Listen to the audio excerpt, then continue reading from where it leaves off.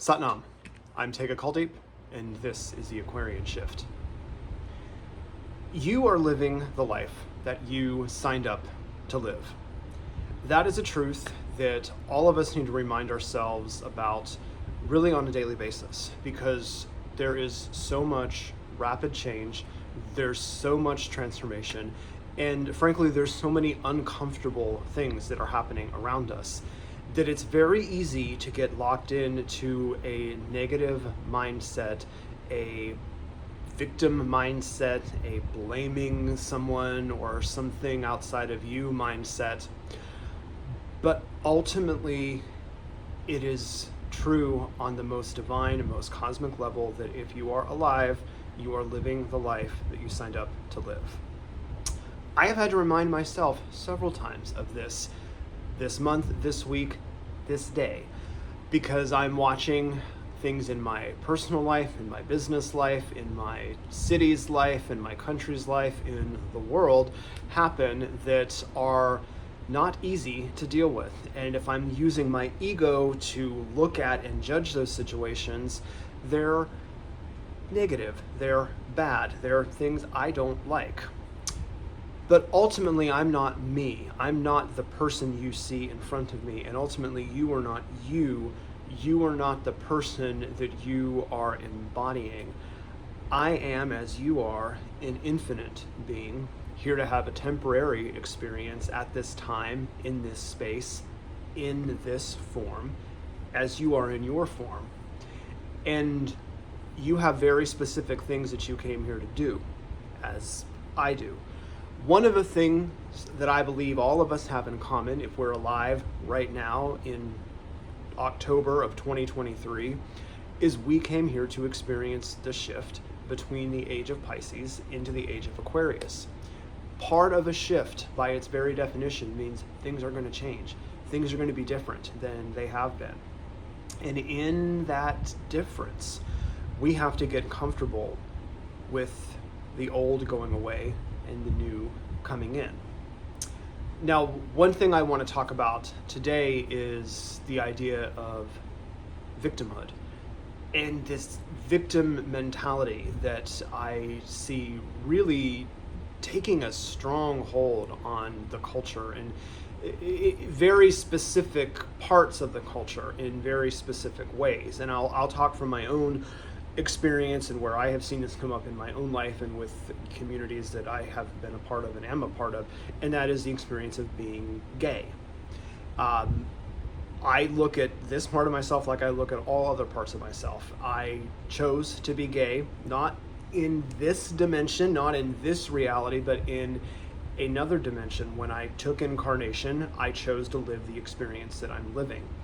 And part of that experience was going through some hardships, going through growing up in a religious environment that didn't understand how to deal with that didn't give me the compassion, that didn't give me the love and the understanding that I needed.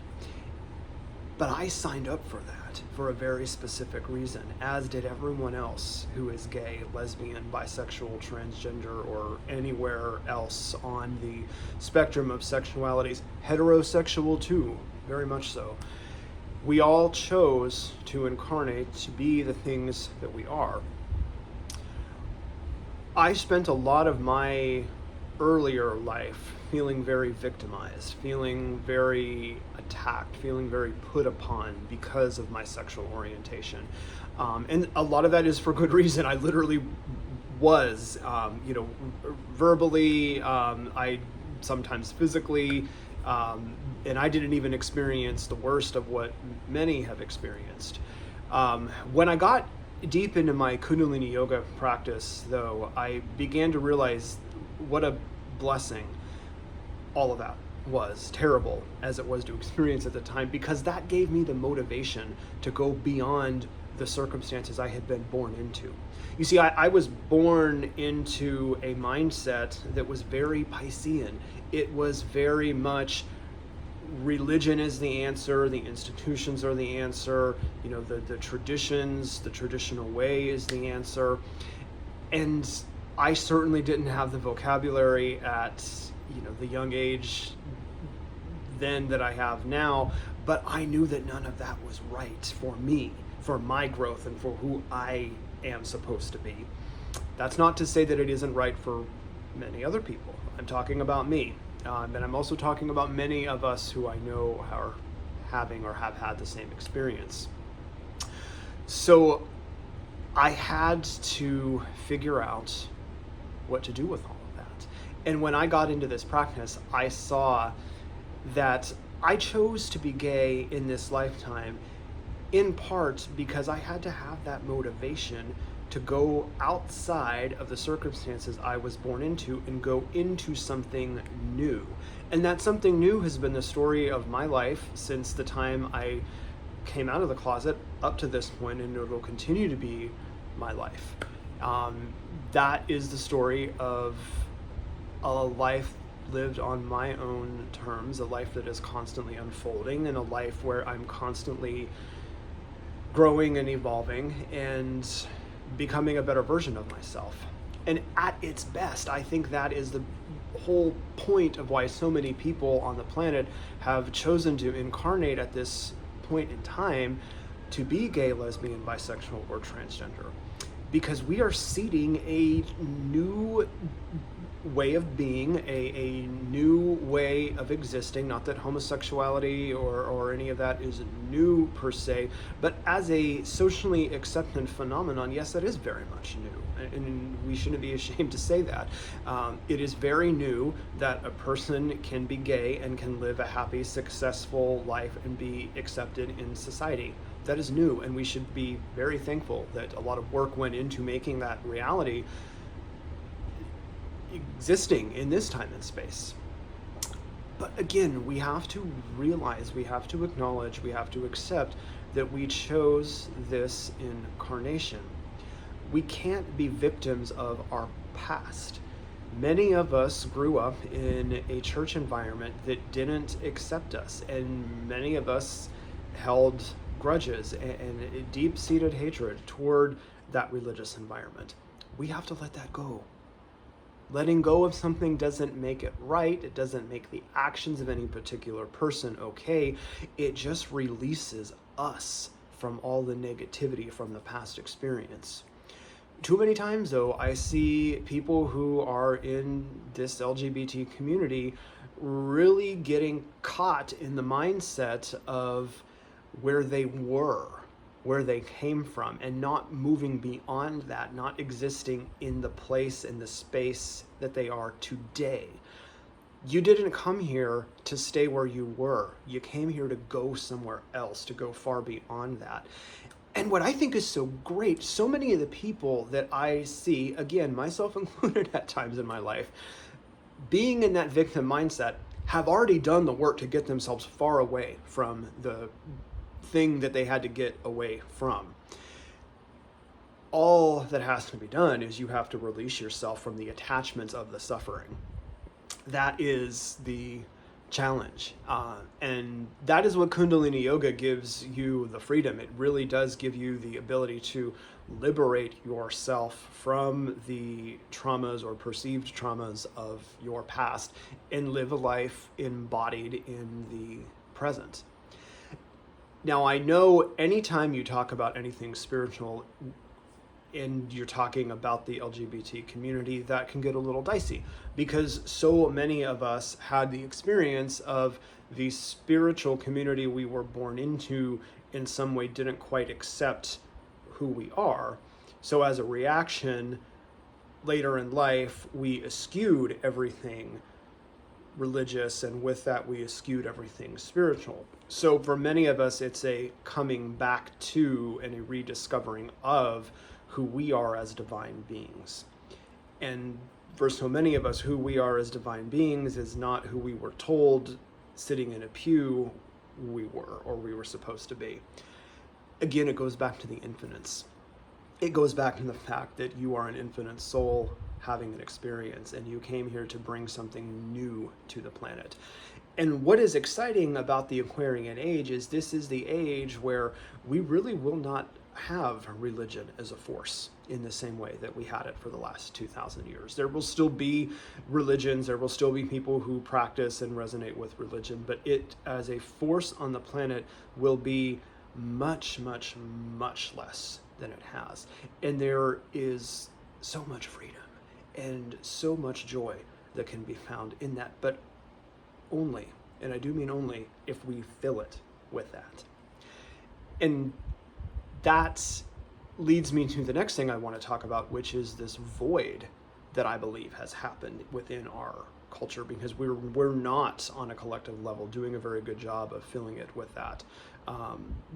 We have, I think, understood that, and I'm talking about more on a collective level here than perhaps on an individual level, we have understood that religion isn't giving us the answers. So we started looking around for what is. And because the Aquarian age is still setting in, we don't quite understand what all of it means and where we're supposed to go. So we look at what's in front of us. And for many, what's in front of them is TV. It's 24/7 cable news, and it's politics. And it's Democrats, and it's Republicans, and it's Team Red, and it's Team Blue. And I say this as somebody who used to work for the Democratic Party and was very much in this loop for a very long time of my life. You pick your sides, and that becomes your religion. Your obsession with politics, your obsession with your team winning, your obsession with your values and your perception of what is right being the thing that wins. That's where we're at right now, and I think that's why our politics is such a mess, and that's why not a whole lot is getting done, and not a whole lot of people are being helped and lifted up and served by our political system. And again, that is what has to change. Another aspect of Aquarius is institutions themselves will crumble. The government, the political system, is an institution. That doesn't mean it's going to be the age of anarchy, but what that does mean is that we will build on top of the rubble of all that has collapsed something new and something that serves us better. And I think no matter what you believe about politics, we can all agree that we can be served better than we are currently being served, and frankly have been served for quite a while. So the onus is on us. The onus is on us to create what we want to create in the world. And that is where personal responsibility comes into play. And that is where the victim mindset cannot exist. We cannot have a victim mindset if we're going to successfully transition into the age of Aquarius. People who incarnate as gay, lesbian, bisexual, transgender, you already have a leg up on this Aquarian mindset because you're already different than the established norm of the last 2,000 years. The idea that two men or two women could be married and have a family, that was not part of the Piscean model. That is very much an Aquarian thing. So if that's your incarnation, you're already designed to succeed in this age. Don't get tripped up in the mind hypnosis that tries to lead you down a path that is otherwise. You are here to have a victory. You are not here to be a victim. I know you can fill the space of your mind with all the stories of your past. And you can fill the space in your mind of all the oppressors that are trying to weigh you down today. But you could also fill the space in your mind with all the victories that you have had in your life, all the victories that you want to have in your life, and all the amazing things that you already have created. One of the things that I think this community has done a really amazing job of is redefining what community is and redefining what family is. That is very Aquarian. The construct of the biological family as being the basis of how we orient our lives has very much fallen out of the norm. And it has been replaced, it is being replaced by the idea of chosen family, by the idea of surrounding yourselves with people who you resonate with on not a biological level, but on, ultimately a soul level. Even if you're not consciously aware that that's where the resonance comes from, that is what it is. And this community has a very rich history of really being at the forefront of that. I believe it is our divine right to make some history at this shift. And I believe that if you incarnated on the planet as a gay being, that you are here to do something massive. On whatever level massive means to you. You're not just here to coast. You're not just here to kind of get by and get through. You're here to make something happen. So have a victory. Don't be a victim. You're not a victim. You chose this life. And on the days when challenges arise, remind yourself of that.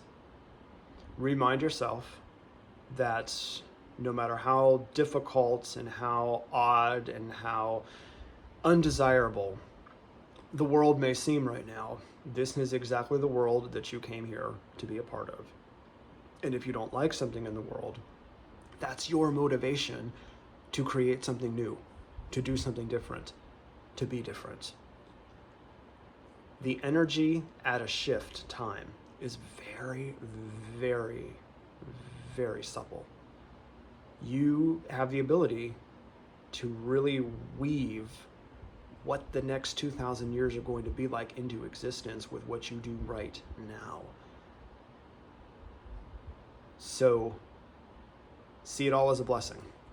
Sometimes you'll forget. I forget. Bring yourself back. Mantras help. Waheguru, Waheguru, Waheguru. I talked about it in the first video that I did. That is a amazing mantra for the Age of Aquarius. Another mantra that I say to myself constantly is Sat Nam. I think I opened this video by saying Sat Nam. Sat is truth, Nam is identity. That is who you are. You are Sat Nam. You are not your name. I'm not Jason. I'm not Tega Kuldeep. I'm Sat Nam. Truth, my essence. Truth, your essence. So Sat Nam.